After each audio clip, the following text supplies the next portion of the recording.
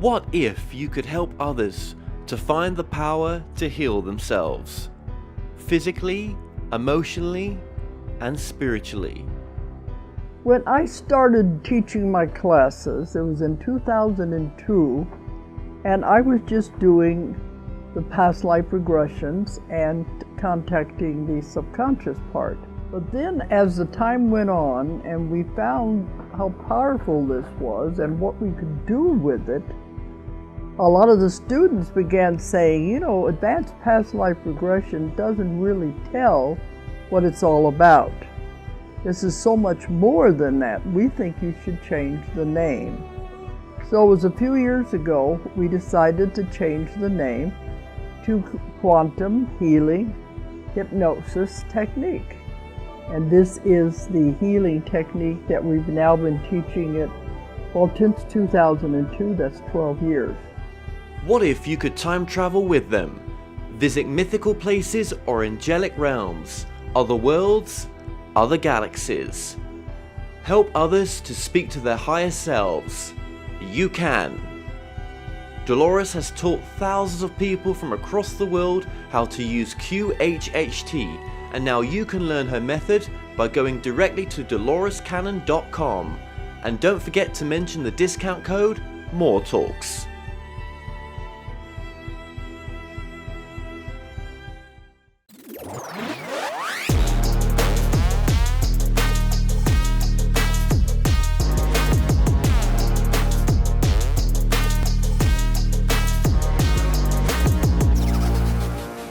Hi guys, and welcome back to another episode of The Kevin Moore Show. Now on today's show, I'm about to be joined by my guest, Paola Harris. Now Paola is an Italian-American photojournalist and investigative reporter in the field of UFOs and extraterrestrial-related phenomenal research. She's also a widely published freelance writer, especially in Europe. Now, she has studied ET-related phenomena since 1979 and is on personal terms with many of the leading researchers in the field. Now, from 1980 to 86, she assisted Dr. J. Allen Hynek with his UFO investigations and has interviewed many military witnesses and whistleblowers. Paola lives in Colorado and travels between the USA and Italy. Now, she's a master's degree in education and teaches history and photojournalism. Paola Harris, welcome to the show. Well, thank you so much, Kevin. It's a pleasure. Oh, it's great to have you back on, Paula. And I just want to say as well that, we did an interview. It was a couple of years ago now, and it's in the description below. I watched bits of that interview back today, just little bits of it, and I was like, oh my God, how much has changed since we last spoke for both of us?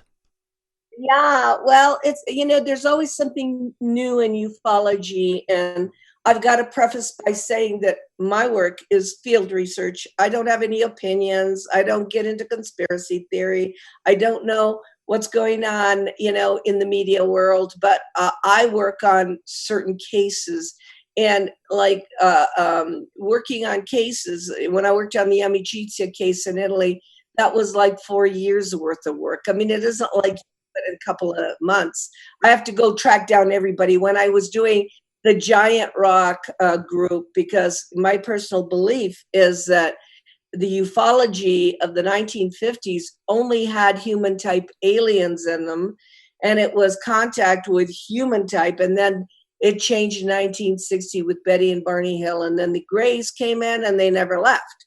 So that's what we got, is a kind of cartoony, Disneyland-y abduction scenario taking over the whole UFO field, and the Gray is the mascot in every single solitary conference. So I had to go back and find out why there were no Grays in 1950, 1960, and 1970, and why today there are no Grays in Latin America.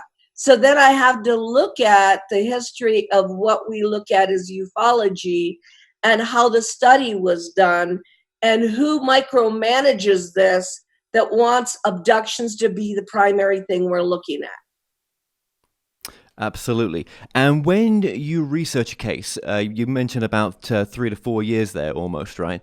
Is that the norm for some cases, or are some pretty easy for you to sort of research? Well, the big one I'm doing right now is 9 years, and it's in Socorro, New Mexico. 9 whole years of going back and finding other people. I also did, I don't know if you know these cases, I did the Charles Hall case, the Indian Springs tall white alien case. That took me 2 years, and also flying Charles back on location because he was a weatherman there at the Indian Springs facility. He tested to be an intelligence. Instead, they tried him out as a weatherman because there were people there. There were tall white, what they call tall white skinny aliens with their children. So his books, Millennial Hospitality, were being sold in Roswell. And I walked up and I sat next to him and I watched his eyes as he was telling me stuff. I said, "This isn't fiction, is it?" And he said, "No." And I said, "Oh my God." So I got a pilot to work with me from Frontier Airlines, David Coote, he's the captain.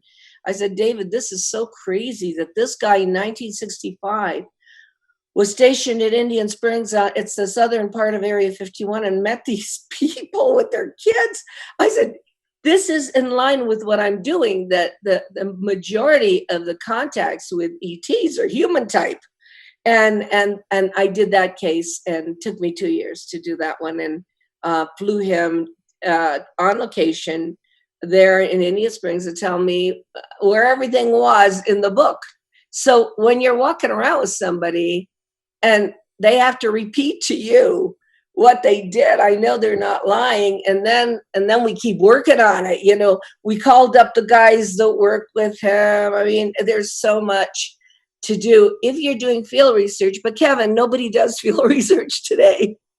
It costs money. It costs a lot of money, and nobody subsidized or supported my work. And so, and nobody, does it. They never leave their house. It's like, opinion, you become a big movie star, then everybody listens to you, and that's it. Yeah, that's true. There's a lot of opinion-based research, and that's all good, right? Because you can do a lot from home. You can, especially nowadays.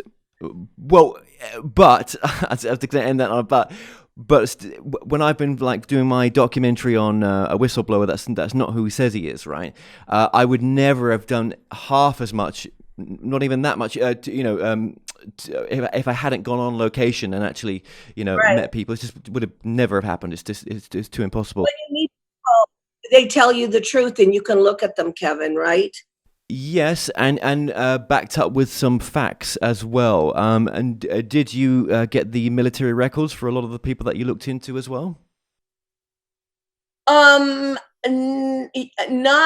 He has his DD 214, but I got the DD 214s from other whistleblowers. Asked for them because that's their military records.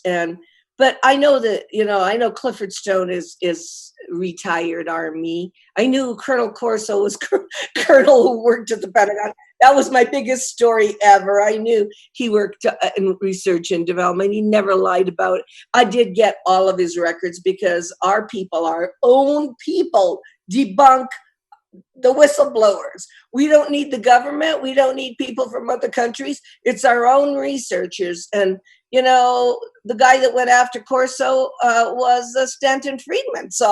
And Bud Hopkins. So you go, oh my God, why are our people debunking our own people?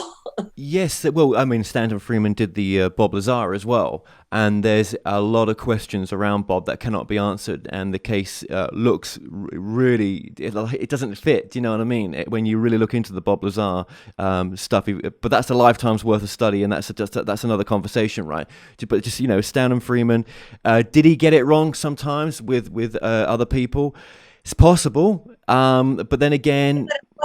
What I say, though, Kevin, I don't know if your listeners are listening, do your own research. Don't spend your time debunking somebody else.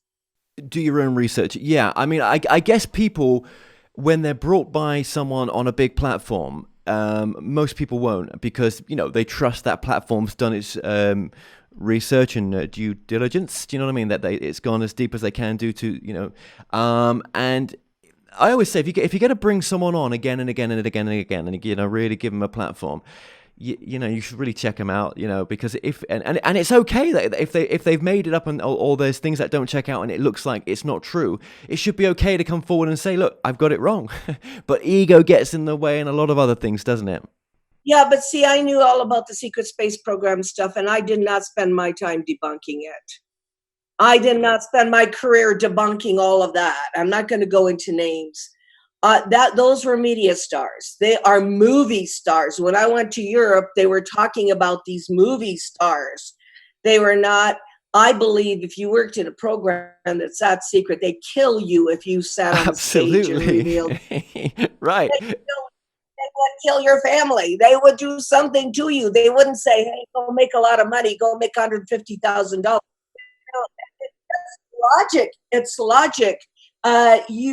If you are a whistleblower and you are risking your life, you are not a big movie star. You are telling somebody something, and you hope that sometimes they don't give their names.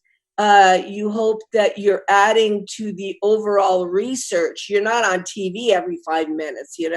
It's just logical for me. But what happened, and I'll be honest with you, is the field, which used to be a research field in the old days with the Jacques Vallées and the Alan Hyneks. And I worked with Alan Hynek for 6 years, so I know that. He worked in Blue Book. I saw the files, and I saw his files, Hynek's files. We read, we studied. It was like an academic thing. It wasn't about being on TV every 5 minutes. And today, people don't want to do that, so they want to watch a video. So they'll watch a whole video and believe the whole entire thing. They want to watch a movie. It's like it's in the movie. So they're not going to read the books. And my books, all 5 of them are just interviews. There's none of my opinion in my books because I don't know what's going on, quite frankly. I don't know why they're here. I don't know how. I do know that there's more than the reptilians, greys, and Nordics. I never encountered reptilians in my research. I encountered beings with scales, but never, putting them in 3 categories. And I want to add something because I love Clifford Stone. He did crash retrieval. And he added to me that he had a manual that had 57 different species because when he went to do first aid, he didn't want to kill any of them. Some of them can't have alcohol on their skin. Some of them you got to be careful. So, that's a guy that did first-hand research. I mean, he did crash retrieval. But the people out there that are making up this stuff about greys, reptilians, and Nordics, they have no experience. It's just off the top of their head and things that they're making up in what I call a UFO mythology. So it's like entertainment. So for a researcher like me that's cut and dry, nuts and bolts, I have to talk to the military people involved in a crash retrieval, the military people actually involved in having an interaction.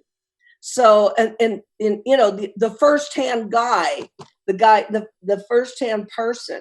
So for me, it's been a whole different journey. And I tried to stay out of the entertainment part as much as I can. Yeah, you mentioned something interesting there as well. You said, personify your words a bit, but that, if you've signed for, in essence, the Secrecy Act, you don't just break that, right? You can't just, go against that. I mean, we'd all, there'll be more than Edward Snowden that's out there as well, if that was happening all the time. So really, the actual real truth of what's going on, I guess we don't know, do we? Because, if you've signed that Secrecy Act.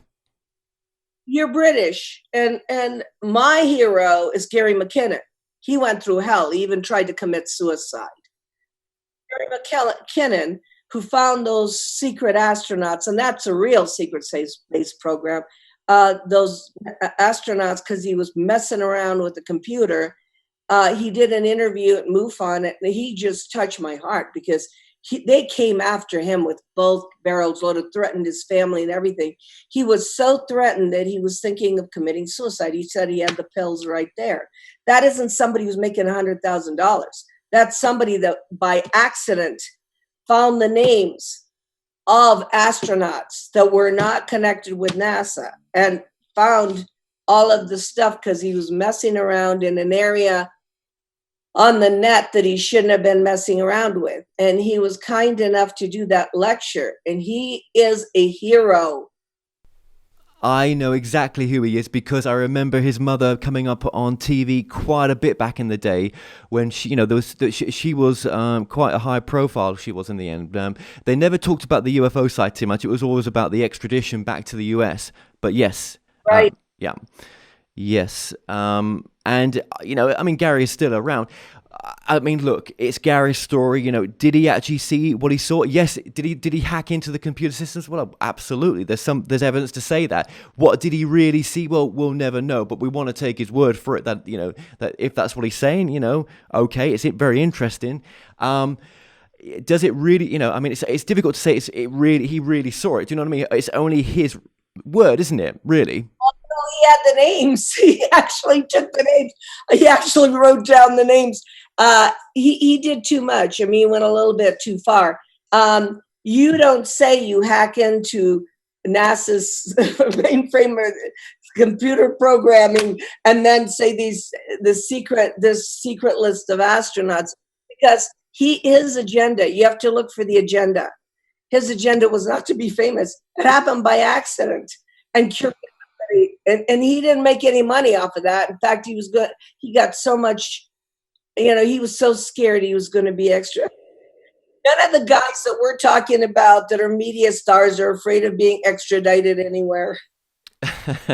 No, well, that's one thing we don't always think about, do we? That when some of these bigger names out there who have said that they've done all these amazing things. Yeah, if you were to go against the Secrecy Act, then you would not be talking like you are. And we forget, we don't think about that sometimes. And but then again, is it just entertainment? It's just, No, they probably were involved in some programs. Absolutely. I believe, I'm not going to name names. They were involved in programs, but on such a superficial level that they're not dangerous to anybody. You could have, it's called mixing information within disinformation. So some of it is real, and then you make all the stuff around it. You throw all the ideas. Nobody can tell what's real and what's not real. It's a big salad, People just do their own research. Go and do it yourself. And one of the problems is that they don't read. Like one of the books that came out during that program. I read every book, including one of the books there. That's so disgusting. This guy said he worked for Lockheed Martin, and it's basically filled with sex, the book. Oh, Tompkins. William Tompkins. Yes. You would have figured it out. Colonel Corso would have never written a book like that.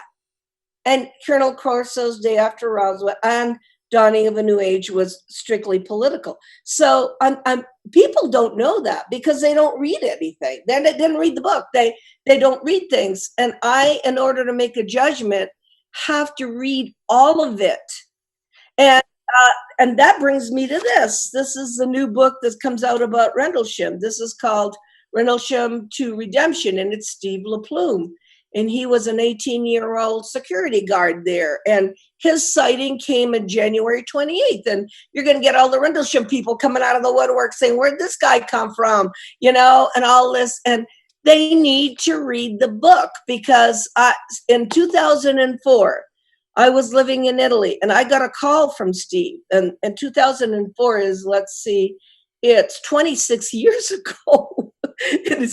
And he said, Paula, it could have been 2006, actually. He said, I was there, but I'm not willing to talk about it, he said, because they scared the living daylights out of me. So I cut myself up with a razor and acted like I had gone loco, and I got a discharge from the Air Force. He never dreamed he'd write a book. He lived in China, he married, had 2 children, raced motorcycles, then comes back, and all at once he's going to tell the truth about what he lived through. But what happened is the people around that have made the fame around this case will go, where did this guy come from? And yet it takes 26 years for some of these people to tell what they lived, because they have families and they have kids. and they're, they're trying to protect everybody, but you're going to have Steve on, but in Steve's case, he was so traumatized that he lived a life that you couldn't believe around it. And people say, whoa, you mean if you have a sighting like up close and personal? Because he looked underneath the craft. It went over his head and he wasn't alone. He wasn't alone. He had the other security guard there on the other side of the car.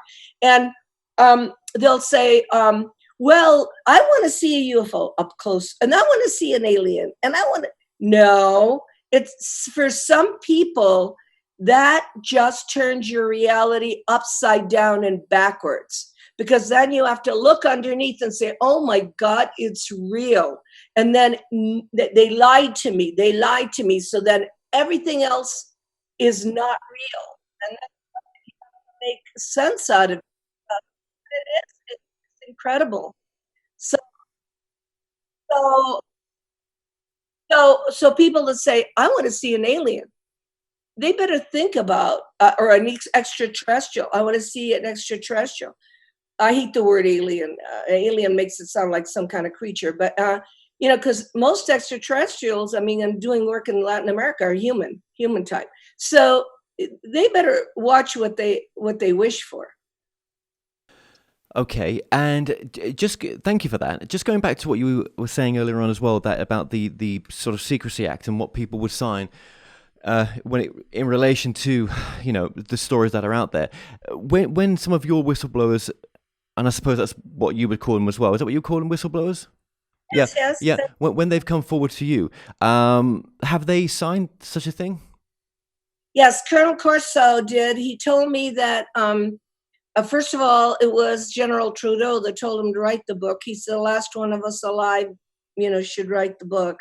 Should write a book and tell the people, because they were dealing with artifacts from research and development. And then Colonel Corso, he basically said that he got business from the CIA, and he said, gentlemen, he said 25 years has passed, it's no longer valid.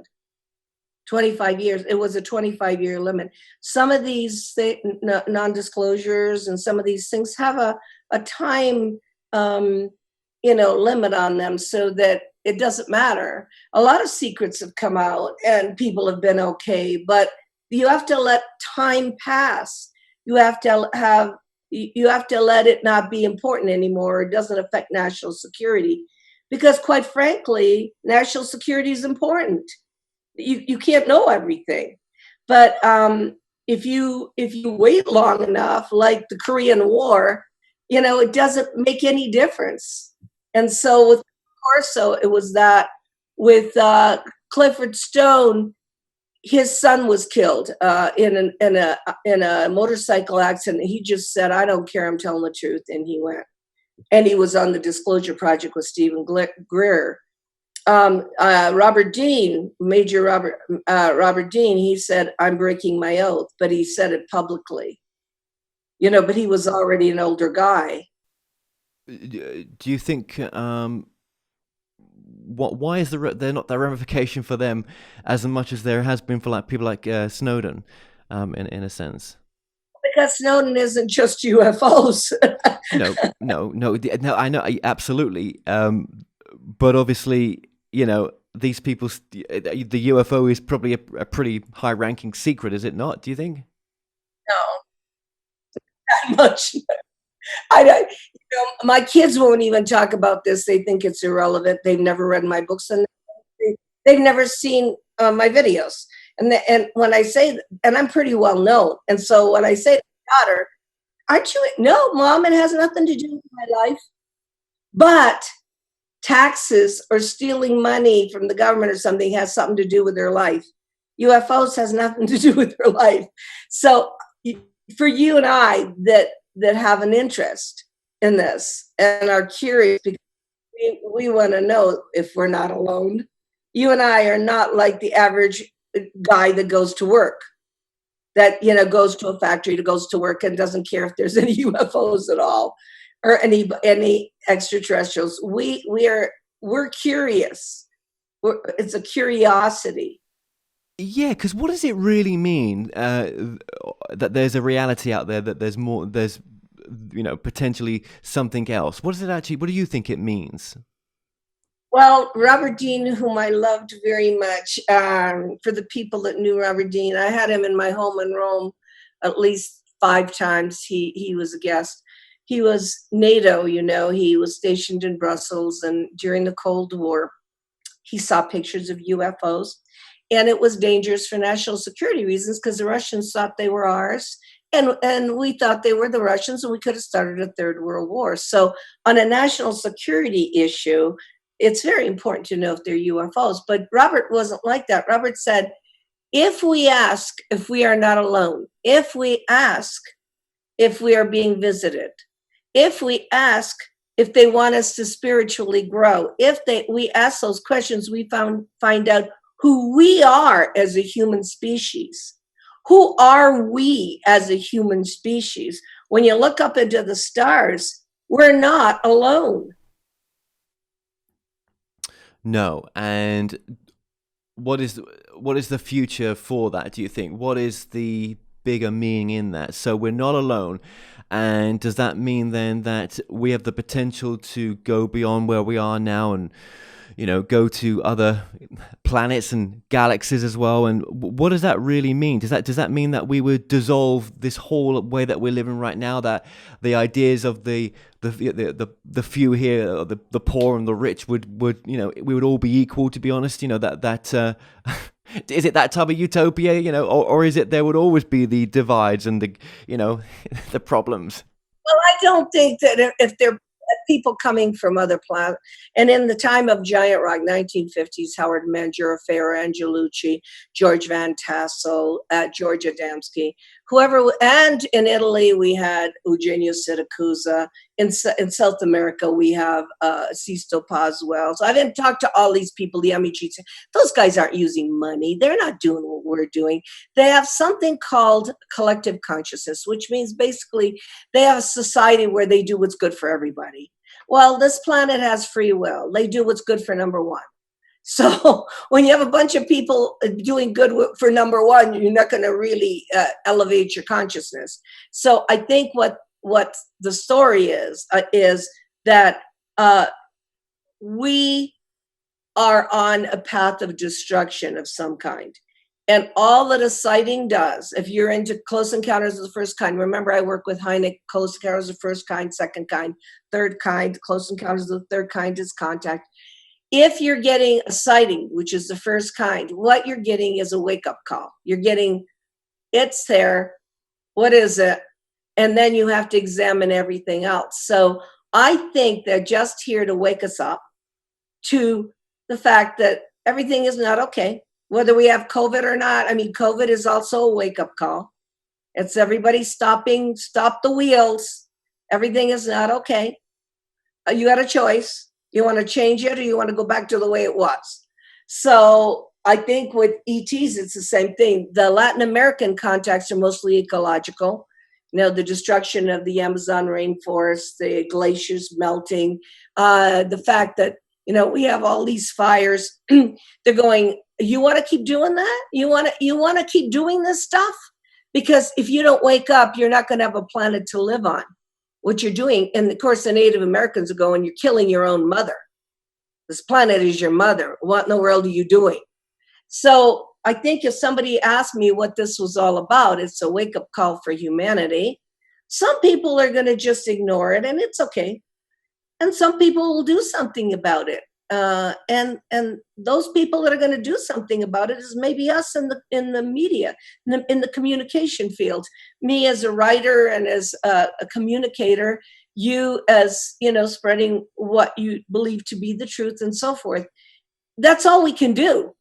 We could just make a contribution to this, and say to those cultures up there, look, we notice you're here. We'll try to do something. Yes. But like you say, for some people, they'll never look at the subject, or if they do, it's only, sort of a kind of brief look into it, and it will never make much of a difference in their lives. But we all share planet Earth, and for some people, like you say, you feel that this is their only way to sort of look at things from a different perspective, and maybe there's some, when people have these sort of sightings which it can never be explained properly. Do you know what I mean? They're so out of our out of the common thread of understanding. Do you know what I mean? When they do have them, maybe they are connected in some way. Maybe there's some sort of connection at some other level that we don't understand for the reason why they're having that sighting. Or is the whole UFO subject something else? Is it something from another dimension, blipping in and out? And actually, these people aren't chosen, but actually they just happen to be at the right space at the right time, and it's bleeding through. Well, just recently, I've read all of Jacques Vallée's books and have met him, and he believes that it is a teaching mechanism to show us who we are. It's kind of a control system that teaches us who we are, because when you have a sighting, it changes your whole reality. So he believes in dimensions. He believes it's a dimensional thing too. I wrote a book called All of the Above. It is dimensional. It is weird. It is paranormal. It is also interplanetary. Because if we deny the interplanetary, we are denying that God made people on other planets, which is absolutely stupid. If you're having a consciousness or a force that's going to create life, why would you just do it here? That isn't even logical. It probably sprouted somewhere else closer to our galaxy and got a clue and went through all the trials and tribulations we're going through. And then it finally realized that their AI, their artificial intelligence and everything had to be equal to their spirituality and therefore their responsibility for the artificial intelligence. And then they said, well, there's Earth over there. They're like in junior high. Let's go over there and give them a hand. And you look at that as the interplanetary, and you had, like Jacques Vallée's, the interdimensional, so forth, the control system, the simulation, so forth. It's all of it. I found out it is just everything. And the idea that a scientist would say, well, they can't get here is ridiculous. If you go to Latin America, portals are opening up in different places, and they don't come from here to there. They are instantly here from wherever there is. And they've been doing that for a long time in Latin America. Now, I think they're not talking about it here because that's top secret. Yes, it could be. But why then do you think that there were sightings before? Like, there were lots of sightings before, weren't there? Just a few decades ago, people were talking about reporting stuff, and now they're not there so much. And are you going to say, well, maybe those portals aren't there, or maybe there's some other reason which we can't explain? No, I think there's sightings. Okay, can I give you a story? Please. I am involved with Latin American with Luis Fernando, Sisto Paz, Enrique Villanueva, with Ricardo Gonzalez. And with Ricardo Gonzalez, we had agreed on 9/11 to do a sky watch, a meditation for peace. And the way he wanted to do it, he couldn't leave Argentina. So he said, you guys go to Shasta, where I always go, and then I will connect to Shasta and to Barcelona, Spain, where he goes a lot. So it's Argentina, Barcelona, and Shasta in California. And we did 2.5 hours of meditation and mantras. At the end of that 2.5 hours, and I've got the movie and I'd be willing to show it to you, a UFO shows up over the heads of the people that are sitting in Barcelona. Just as I'm talking to Ricardo from Shasta, my voice is on that recording. I'm talking to Ricardo in Argentina from California, and the UFO shows up in Barcelona, and it's dancing around the sky, and it's not anything but a UFO, because it goes up and down, backwards and forwards, all over. And it's a 45-second video, which I'm glad to share with you. But it just meant that whoever was there was noticing that we made the effort to get together in 3 different countries, actually. And whoever was there said, you guys are getting together? Okay, after 2 hours, we're gonna show you we're here. And nobody does that. What do? Go up there and say, show yourself, like some kind of circus? Like what? Like for what? So we were doing, and it was so bad in Shasta that I was sick because I was breathing the ashes. I was breathing all the forests were on fire, and we were near a lake, so we weren't in too much danger, but it was real effort. It wasn't like, let's go out and see if we could see UFOs. It's like, let's get together in 3 different countries and try to think of world peace. If you do that, you will have sightings like crazy. Yeah, because you're good friends with Stephen Greer, and I know that I think yeah, it's the same kind of principle that he's using, isn't it? Yeah. Exactly. And every time I've been with Stephen, I was there in the movie Sirius. I was one of the consultants.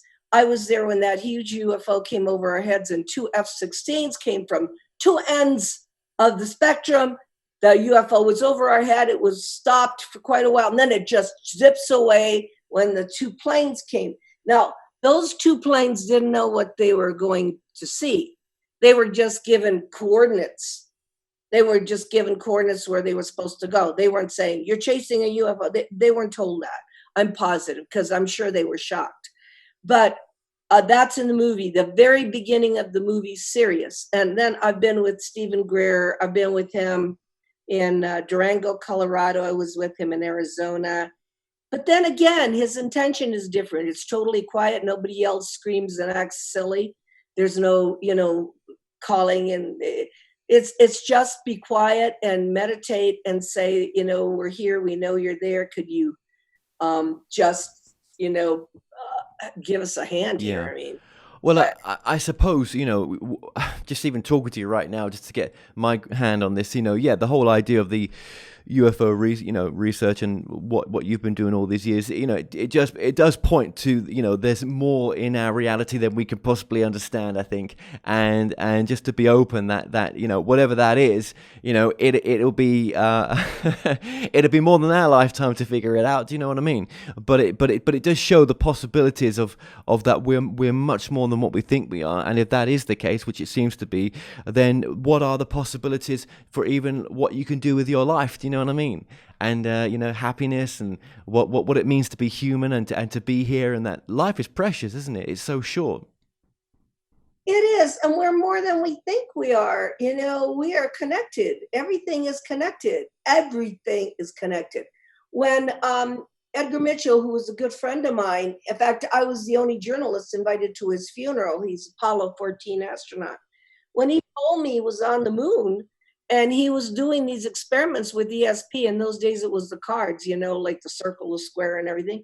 And he said he was sending thoughts from the moon, and the experiments were 90% successful. And you're sending thoughts from the moon? I'm going, oh my God, you better be careful what you're thinking.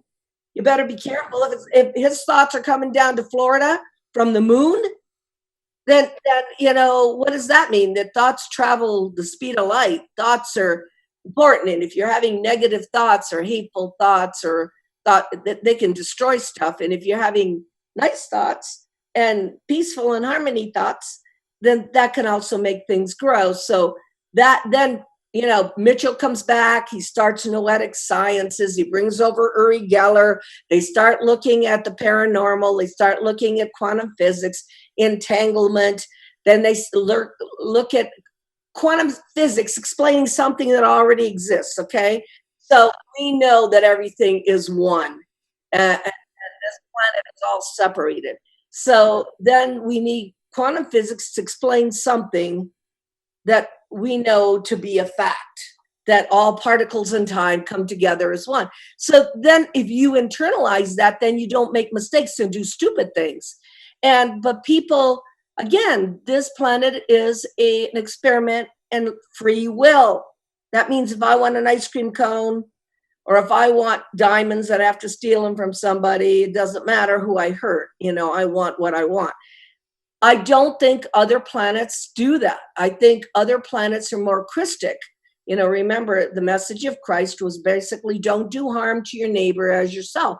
Love your neighbor as yourself. Well, that sentence would eliminate all the crimes in the world, and it's so simple. It's just so simple. But it is. It should be, but when it's difficult sometimes, isn't it? I mean, we go through all sorts of journeys, and we're tested by all sorts of events that happen in our life. And I think, we talk about love, and well, self-love is a big part of that as well. Not just loving others, but loving yourself, which you don't do a good enough job of sometimes.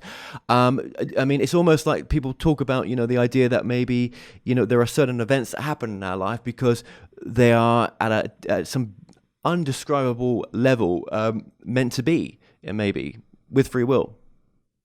With free will. And then it's also how you're brought up, Kevin. You know that. It's also your childhood, how you're brought up.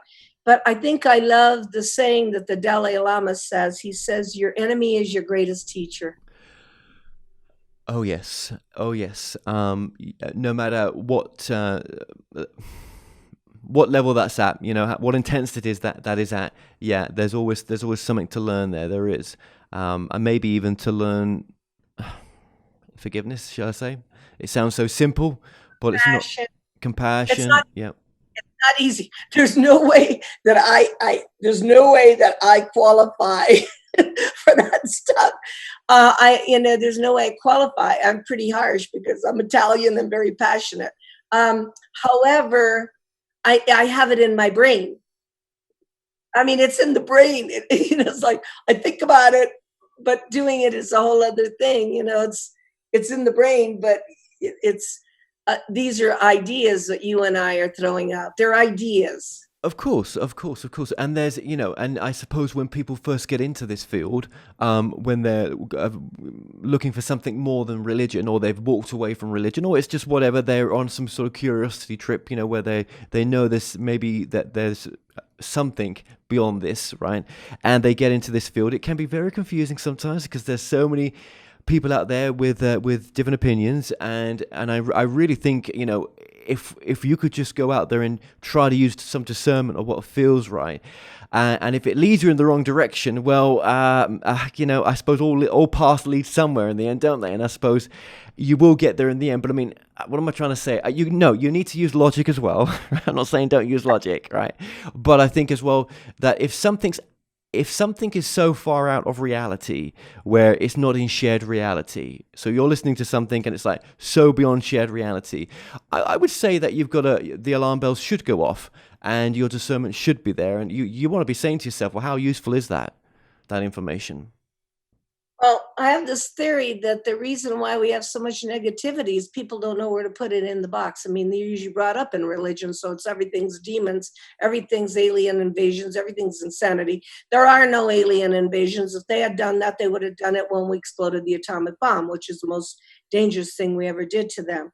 The thing is that they don't know where to put it. They don't know how to make sense of it. Just like Charles said, all the weathermen before him ended up in the insane asylum because they couldn't make sense out of it. So, and so you try to make sense out of it. I can't make sense out of it, so I don't even bother. There's no box I can put this in. I'm just doing the work. I'll do the work, and there's no box and no conclusion. It's not a religion. But when I was in Latin America, the one thing I realized, and this I really do realize, I want to share this with your audience, is they don't have any problem with it. I was in a bed and breakfast in Peru. I went up to the lady that was she was an old lady. She was making sandwiches. And I said, did you ever see an extraterrestrial? She said, oh, sure. They live in that mountain. She said, they walked down and talked to my children when they were 10 years old. I said, it was a person? She said, there were two of them. And I said, oh, so it's normal for you? And she said, oh, yeah. She said, they're the Space Brothers. And I'm going, why won't we have Space Brothers? Why do you guys get them in Peru and we don't get them?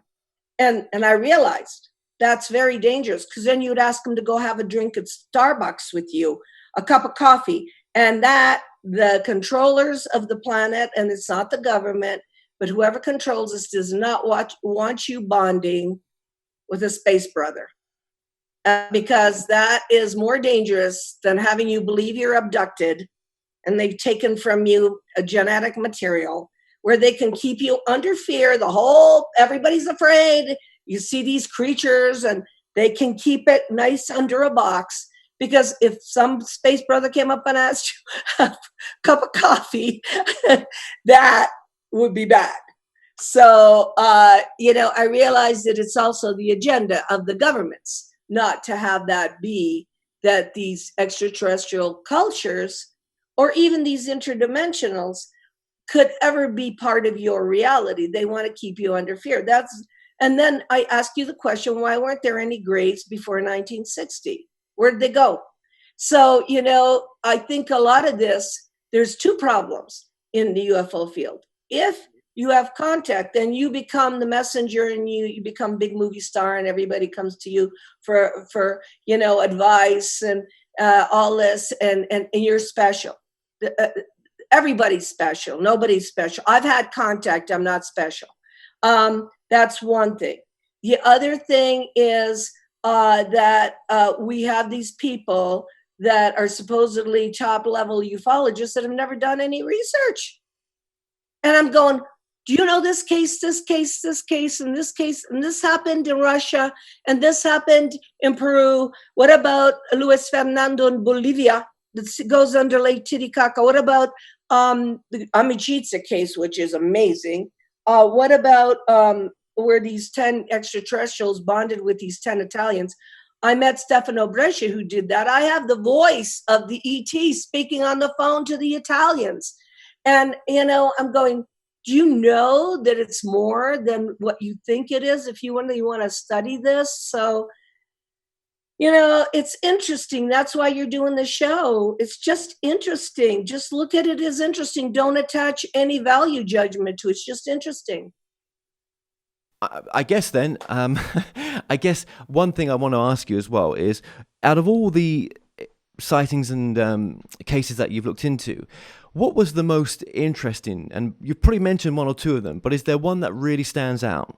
Well, everybody knows what happened to me in Mount Shasta with the Ricardo Gonzalez's people, and they can go to read it in my books. I don't want to go into it necessarily in detail, but my most important case is the Colonel Phillip Corso case. And when I just want to tell you, because it's part of my life. By the way, you do what I do. You're just looking for the truth. So it doesn't matter whether it's UFOs or whatever, because you're doing that documentary. You're just looking for the truth. So you're a truth seeker. So just look at it that way. And it's not just UFOs. It's whatever is the truth.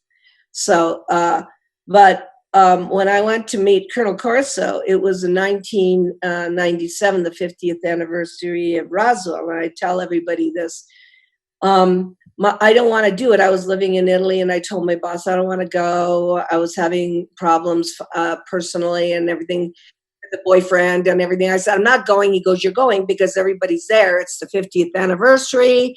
There's a book coming out called The Day After Roswell. You have to find Colonel Phillip Corso. We need to bring him to Italy. So at the last minute, a telex came and said, we've got a car waiting for Paula at the airport. And so I flew in. I got in the car. I went to Roswell. I had no place to sleep.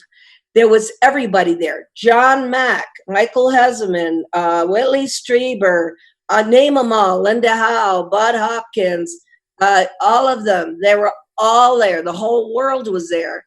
And I went to the media office and I said, I got to sleep here because I got to do the story. I'm from Italy and I cannot be down the road 50 miles. And they said, well, just open the phone book. And I opened the phone book to the Sally Port Inn. That was the first hotel I saw.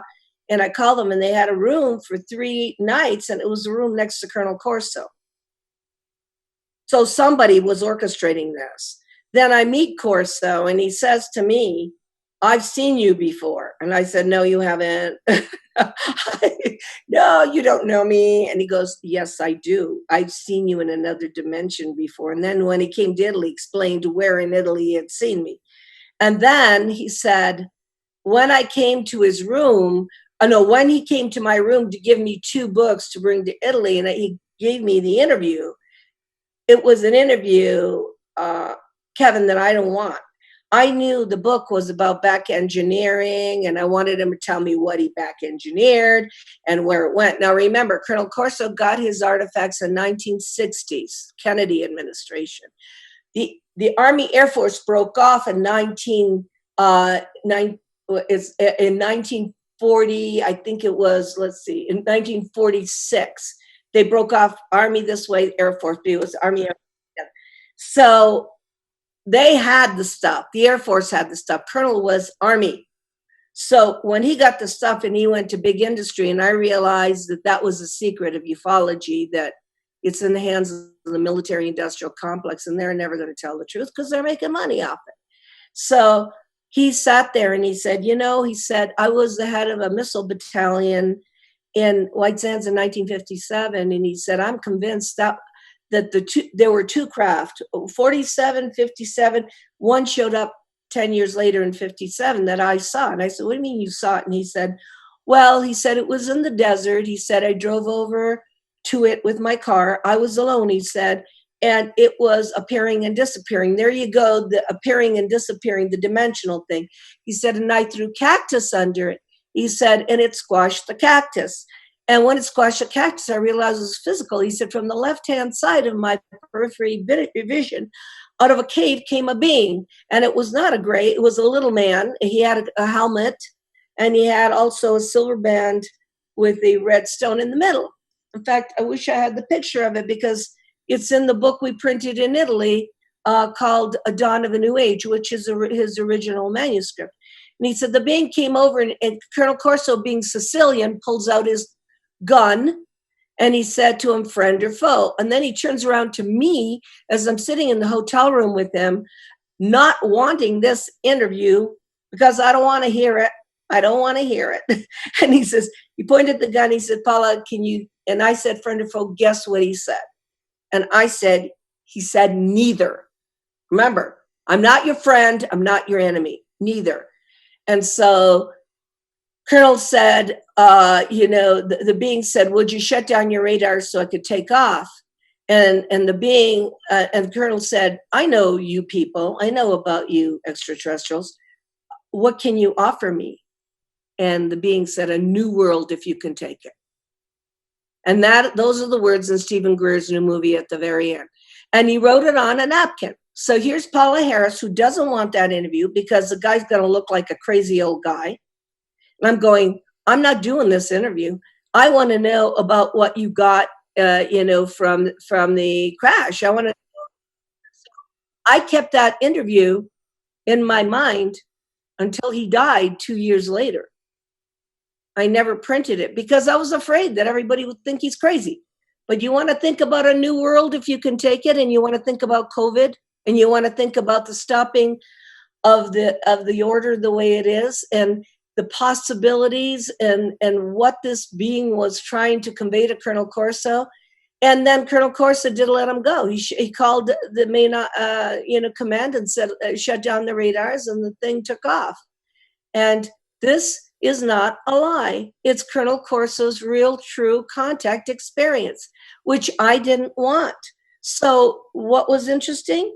That a new world, if you can take it. I mean, then Whitley Strieber used it, and other people have used it, but that really happened to Colonel Corso in 1957. Yeah. So.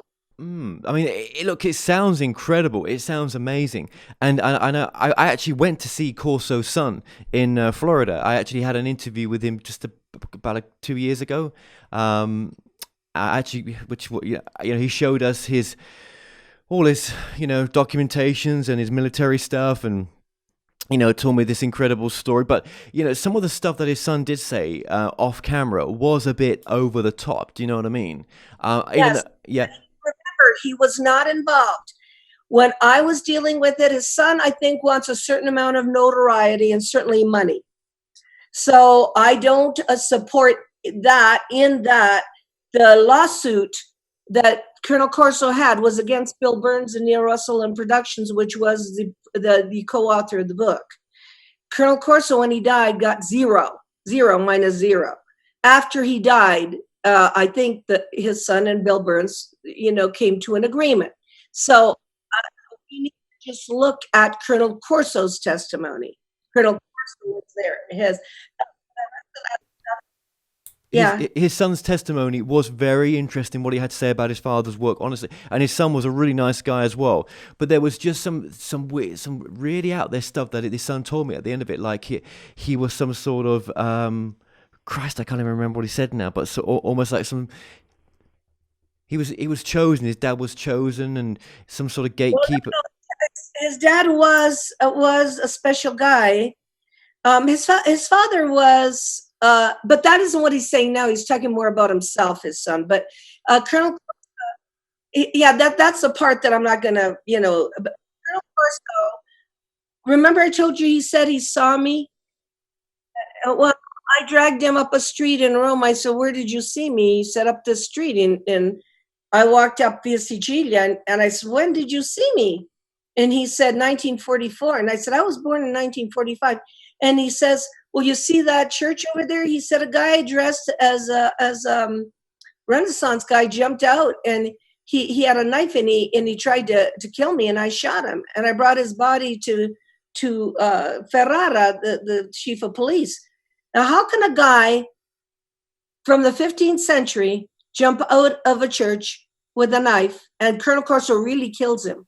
Well, was there any confirmation that that body had been given over? Because he did a lot of other things like that. I just think Colonel Corso was like, what's his name, Patton? Yeah, Patton. yeah, but let's go back. Let's go back to them. But yeah, but where did he prove that body that had come out from that building? Well, he named everybody that was involved, and those people were involved in 1945. Who was the chief of police, Ferrara? All those people involved, and there was another episode with him that scared the living daylights out. Hang on, but what was that episode teaching him? I mean, okay, so someone jumps out from some other timeline. Tell me what it teaches you, that there is no time and everything is at the same time, and sometimes it gets all mixed up. But why was he going through that when if his big thing was about Roswell? Why would he put a story in like that? He was never at Roswell in his whole life. No, but his big thing was based around the Roswell story. Yeah, but this is 1945.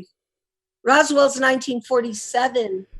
Yeah, well, what? Okay, what did he think he was having that experience to prepare him for? Why was that experience happening to him? Okay, what? So weird stuff was happening to Colonel Corso. He was young. When he was 3 years old, his doctor ran him over with a car, and he appeared and disappeared. And his doctor brought him to his grandmother and said, "This kid doesn't have a scratch on him." All right, so he's telling me all this stuff, and it's true. And the grandma began to cry. I think Corso was a dimensional jumper. Then he goes to Italy and becomes the head of intelligence, and this is all on the DD-214. This is, on his records at 28 years old, and he has these weirdness happening there with he said he saw me. He said he actually saw me in 1944. So and then when I was driving with him, he made me stop the car between Pescara and Rome and went out on the field and said, "I killed somebody here." And I said, "What are you talking about?" He said, "In the 1400s," and he gave me the name. I think he believes in reincarnation. And like Patton, he remembered where he was. Remember, I don't know if it was Patton. Yeah, it was Patton. He was during the Second World War. He said he was part of, I don't know, Caesar's armies or something. I think Colonel Corso was weird. I think he was one of those. He was a dimensional jumper, and and he was placed in important places for important events, and he couldn't believe it. Now, he never was at Roswell, so I don't know why they named it the day after Roswell. He was at Fort Riley, Kansas in 1947, when Roswell was, and he saw the body coming across there because he went in the veterinary quarters. He opens up the tarp and he sees an alien body. That alien body does not need to come from Roswell. It could come from another crash because they flew some of the alien bodies out of Roswell. This was coming across the country. And so Colonel Corso's rationalization was they didn't want to lose the cargo, so they took some of the cargo and went cross-country in trucks. He's not lying when he said he opened the body. He can describe how many fingers. He saw it, he closed the body, and he let it go. He just let it go. He said in 47, in the future, I'll find out what's going on. I'll find out what's going on. So when I talked to him, he would tell me. He also told me he wrote Gene Dixon's books, and he got a royalty. And even his son told me he gets royalties from Gene Dixon's books. And if you remember correctly, Gene Dixon was the only one that protected the Kennedy assassination.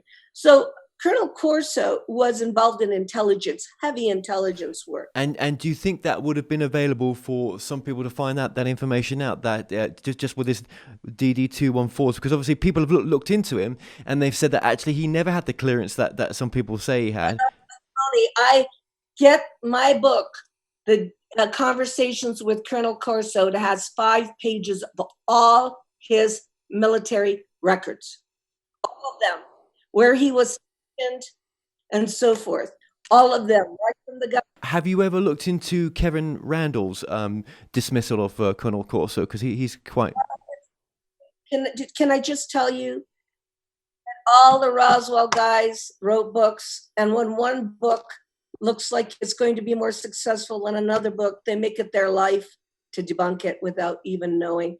If Kevin Randall sat down, like Robert Bigelow, like Jacques Vallée, like a lot of people with Colonel Corso, who have verified he was real, and had a conversation, it would have been a very nice thing to do, because all the Roswell people should get down and talk to each other. Kevin Randall is not, Don Schmidt and Tom Carey have done the greatest work on Roswell. Kevin Randall started it, but if those guys, and then of course Stanton Friedman was Mr. Roswell, he was Mr. MJ-12. If they all had gotten together at a table and discussed this like you do in a university, they would have found out a lot of stuff, but they all went at, this book, that book, debunking this, debunking that. And that's the field. That is the field of ufology today. And it's very disgusting, because I'm a teacher and I would like to sit with other people and discuss their research so that I can fill in my dots. I want to know. It's not about money or whose book sells. I don't even know. I have 5 books in 3 different languages. I don't even care. But I'm not, that's not what it's about, because there's no money here. Everybody, there's even a story of one researcher having the Roswell book outside the UFO museum, and then he yelled because the other researchers had it inside, and the people could buy it outside before they got to see his book, and so he had the table moved inside. I was there when that happened. People are not getting together. That's a horrible view of who we are in the UFO field. Yeah, I know Colonel Corso was 100% valid, 100% valid. But his book had disinformation, because that's how it works. So we got his manuscript, and I wish I had it here, because I have all the Colonel Corso books. Dawn of a New Age. The Dawn of a New Age is his real manuscript, and we printed it in Italy, and he hadn't handed it to us, and it didn't have the disinfo that was put here. But then Colonel Corso had a co-writer. Yeah, he didn't write. He didn't.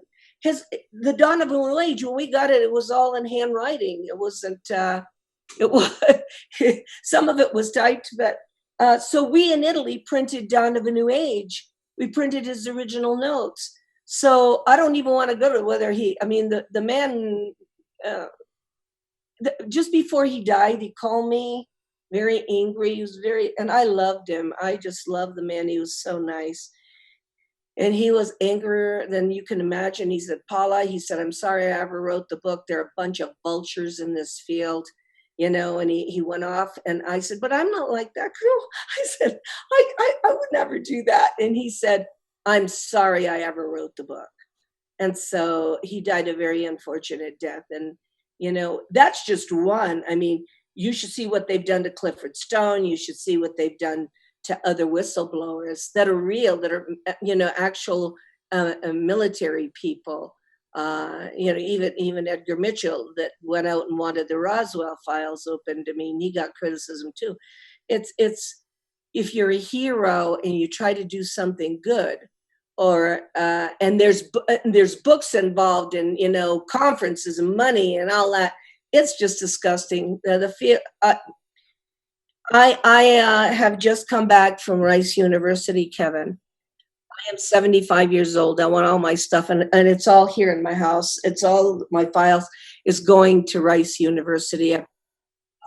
And they're going down to Jeff Cripple in the department. Who took it was the Department of Religious Studies, because it's philosophy. Everything's out of my house. Everything I ever did, including all Colonel Corso's stuff, is going to Rice University. That's where it belongs. It belongs to the future. It belongs to students. It belongs to anybody that wants to know what the original person said. And in my case, they're all audio tapes because I can't remember anything. So you got the voice, and then you got the printed stuff and all the photos they gave me. And how many cassette tapes have you got? Oh my God, no. 500, about 500, and video, and it's just going to go there, and then they don't have to believe Paola Harris. They can just look at the person.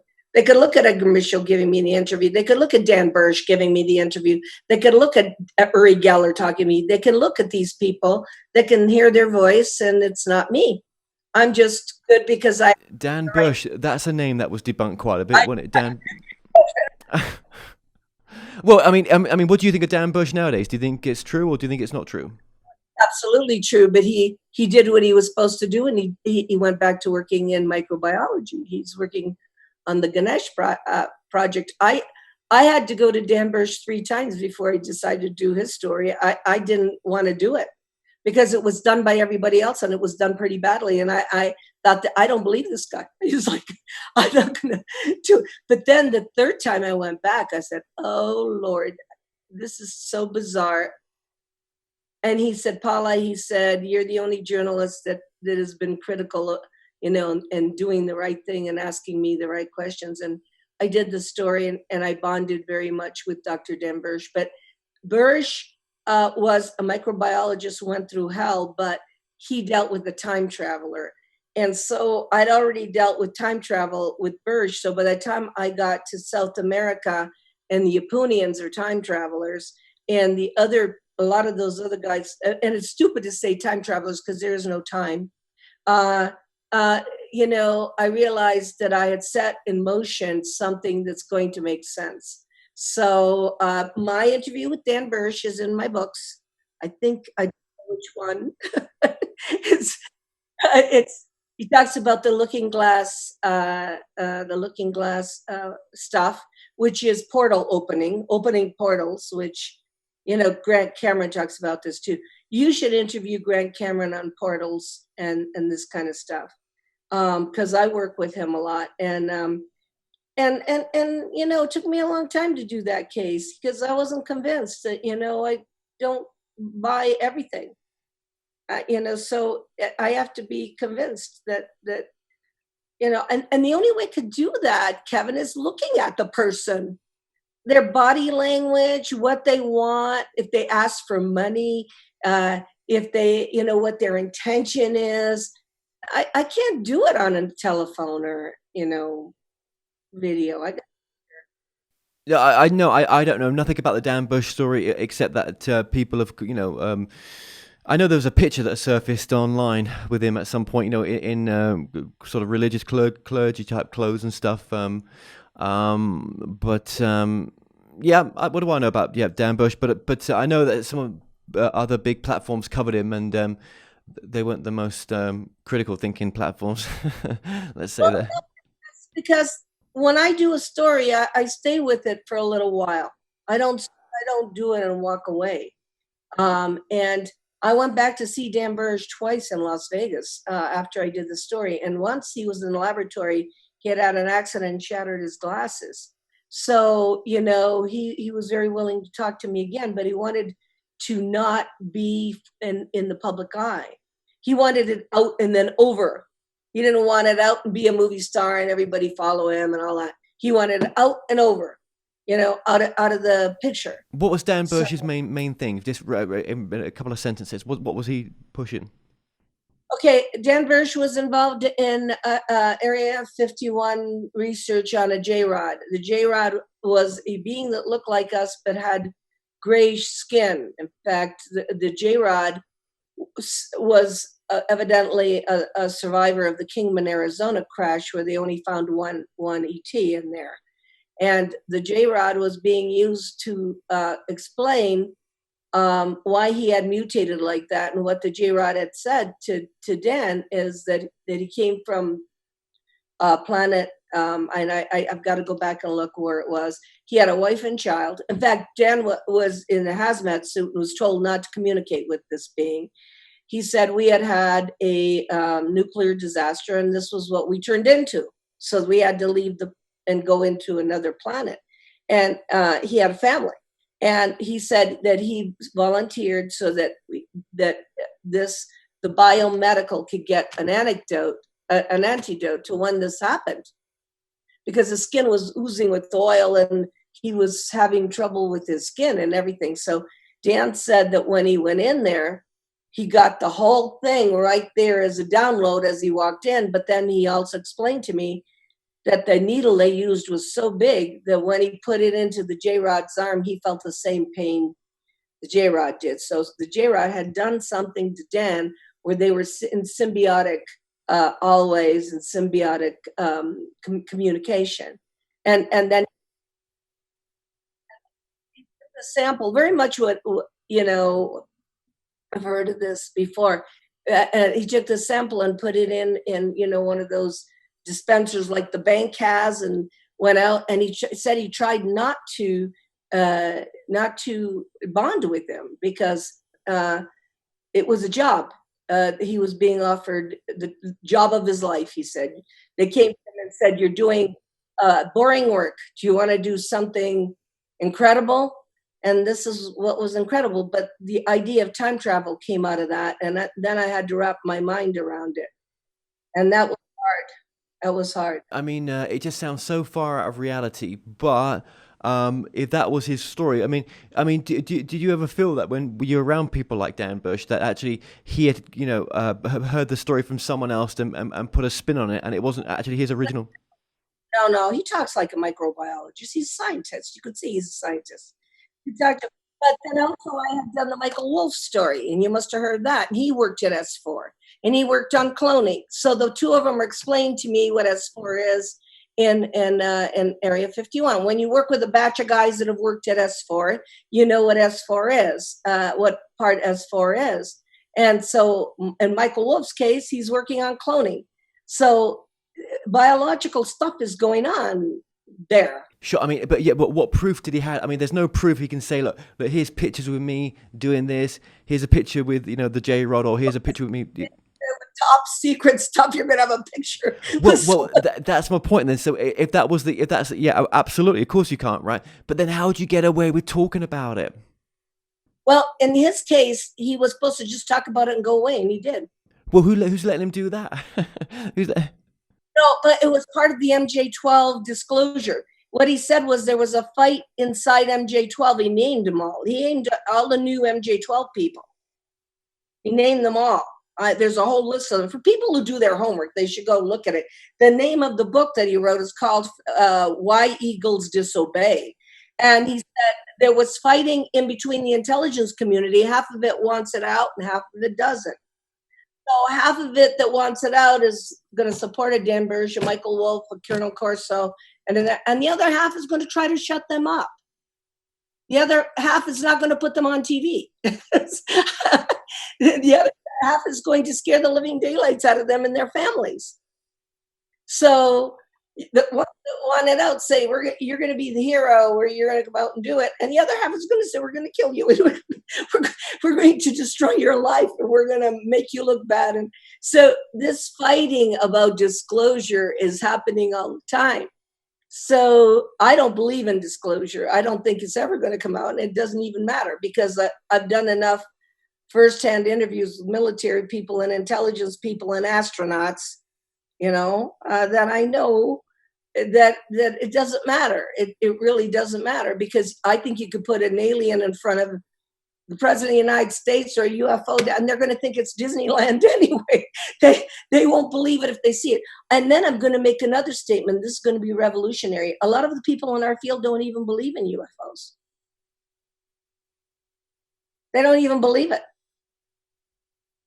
They don't even believe this stuff. It's just stuff. And if I hadn't left the country, and if I hadn't worked in Europe, and if I hadn't worked in Latin America, I wouldn't have found out as much as I found out, because the secrets are not here. And this is entertainment here. Everything's entertainment. You go to the movies. It's like, but working in Latin America, I've been to Bogota, Colombia, Chile, the Atacama Desert twice, Mexico, Argentina, and I've been there and I've seen things, and Italy, Sicily, the Yamachita Case Pescara, Como, Switzerland, Billy Meyer. If I hadn't done these things in person, I wouldn't be.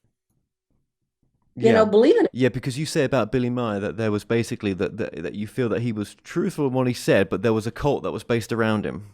Exactly. Yes.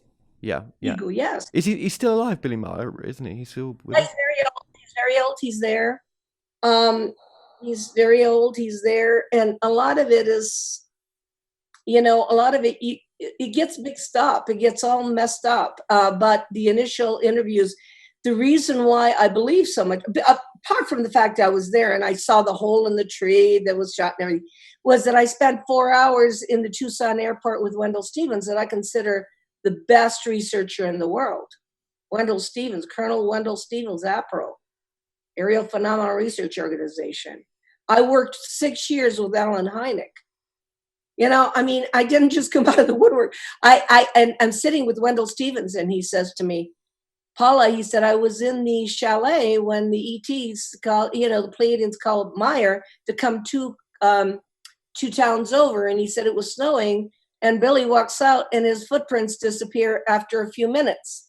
And we have to go 2 towns over to pick him up. Well, where did his footprints go? And then he said he also watched the murder of one of the popes on TV ahead of time. And he was there during all this stuff. So Wendell Stevens believes it because he lived there with him. And then I met Brett and Lee Elders who lived there with him. And, I didn't read this is opinion. This is research. Yeah. Are these people still contactable? Some of these people? I think Brett Elders is. Brett Elders. She's alive. Wendell Stevens died. I'm so sorry. So good. And Britt Elders' husband died last year, and Britt Elders now works for Shirley MacLaine. So, and I've met Britt Elders and talked to her over and over again. And I ask questions, I just ask questions, and they're giving me answers. And if they don't know, they say they don't know. But I'm convinced that what happened with there again, it was 1970. There were human type aliens. The Swiss government it didn't want all this pilgrimage up there. They don't want everybody to go to Schmidt Rudy. They had to debunk it immediately. And whoever controls this doesn't want you sitting down with Asket or her father because they look like you. And if they look like you, you're going to bond with these people. Do you think they're in power right now? Do you think they're in the positions of power, some of these, what we would call non-humans? No, they don't need to be here. No. Who would want to mess with this? Well, maybe they're having a vacation then. No. They're not in power. They didn't sign any treaties. They don't need to do that. They do what they damn well please. And I think they're very powerful. And if they want to take you over, they take you over. And they don't need to, talk to anybody in the government. They could do it without any okays from anybody. Just using a little bit of common sense and logic.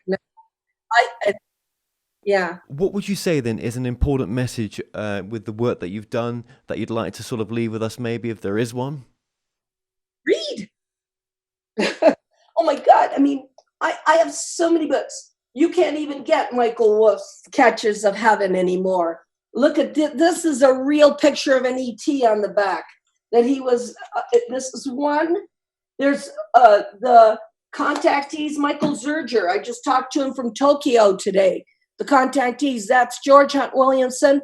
That's George Adamski. And if you go even farther, the people that are debunking Adamski, with the help of Renee Olson, they've done. I mean, look, they've done digital enhancing, and there's even the digital enhancing of the Adamski pictures. And here is Orthon that they found inside in order to enhance the Desert Center stuff.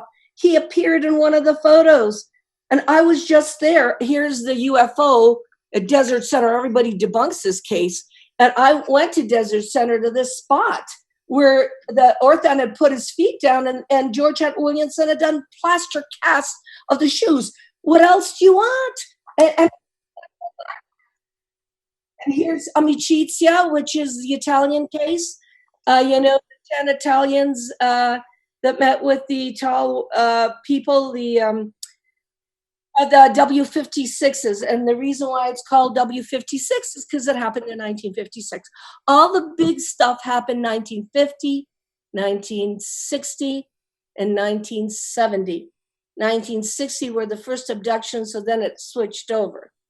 So, yeah. So, from talking to me, you probably think that I'm like a professor. Well, my dream would have been to teach in a college. Well, do you ever think about what you might like to do, where you might like to go with your work now, or is this retirement? No, I just want to bring it down to Rice University, and everybody can go down there and listen to the voices of everybody and the interviews and all the documents. I have so many documents you can't imagine. I'm okay with just reading and there's a lot of new stuff in the field, but I've done the work. I mean, the greatest work was Colonel Phillip Corso. I mean, he was the hero. Yeah. I would have loved to have met him. Very grateful to have met his son as well. And well, okay. And your website is? Well, first of all, I can say something. I do run a conference every year in Laughlin, Nevada. It is in November. Next year, it's November 12th. And the theme is artificial intelligence, because that's the next big thing. If you want to study something, go into AI. My God, you think that the ETs don't use AI? AI is. Colonel Corso said that in the being. In the four-lobe brain, they found a transmitter or a transistor that was reporting back to somebody. So, and it was a clone. So I run a conference. It's the Laughlin. I had to cancel this one. This is UFOs and Artificial Intelligence. It's going to be November 12th through 14th next year. You can go on www.starworksusa.com for the conference stuff. And my own website is www.paola, I'm Italian, Paola Harris.com.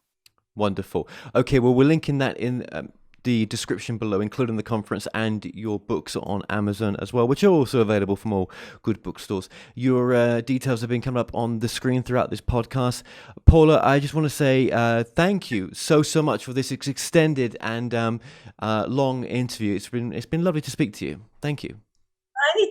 Anytime you want to gab, Kevin, I'm here, and it's been interesting for me too. I'm living a very quiet life right now, but I really enjoyed talking to you, and so good luck to you too.